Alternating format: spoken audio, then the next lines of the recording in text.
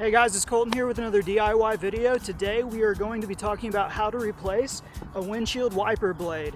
And this blade actually just came from the manufacturer. This is a Nissan Altima, but we're going to be talking about how to replace a windshield wiper blade regardless of what kind of car you have, and we're going to talk about the things that you need to know to get it done in a minimal amount of time with no headache and a low cost. So let's get to it. The first question you might have is, how do I know that it's time to even replace my windshield wiper blade?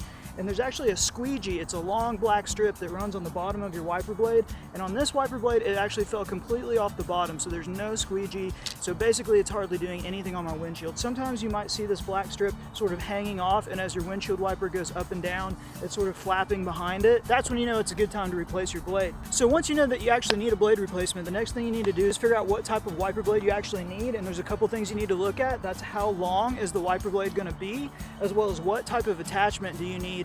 Right here is where it attaches, that goes to your particular car model. So this part's easy. You just go to Google and look up your car model, and you should be able to find pretty easily the length of wiper blade that's needed. As far as the connector type, it may not be as much of a concern. There's actually several different kinds of connector types, but a lot of windshield wipers that you buy online will be able to accommodate many different types. So mine was a small J-hook attachment, but I actually bought a Rain-X blade on Amazon, and this blade can accommodate lots of different attachments. So now you've decided that you know it's time to get a new blade, and you've also done a little bit of research and figured out what type of blade type you need, the length, as well as the attachment type. Mine's a 28-inch and a small J-hook. Now I'm actually going to take this blade off and I'm going to replace it with a new blade. So mine actually has a little tab that I pull, and I push it downward towards the hood of the car.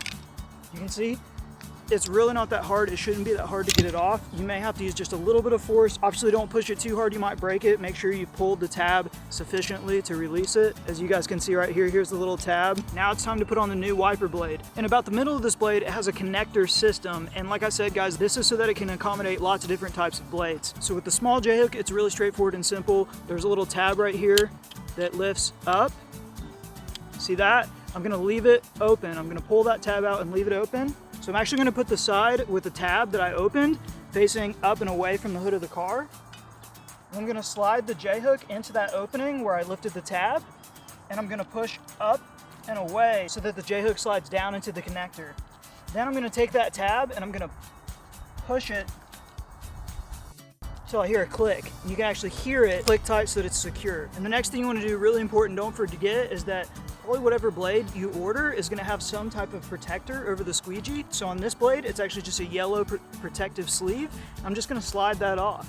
And now I'm going to lower that wiper blade down to where it's touching the windshield of my car again, and it's actually good to go, guys. It's that simple. This particular blade that I bought on Amazon is by Rain-X. I bought it because I also wanted to check out its technology that comes with it, where you can actually treat the windshield with a water repelling coating. And so not only did this have great reviews on Amazon because the wiper blade functions well, but also because that repelling coating seems to really work for people as well. I've never tried it, but if you've used this before and you'd recommend it, please let us know about it in the comments so other people can be reassured that yes, this is a great product and it's worth spending a little extra money for that repelling coating. So applying this repellent coating is super simple. According to the instructions, all you do is you turn the wiper blades on and let them run dry on the windshield for 2 or 3 minutes. And then after you've done that, you actually just apply a little bit of wiper fluid to the windshield and let it sit, and that should be all it takes to activate it.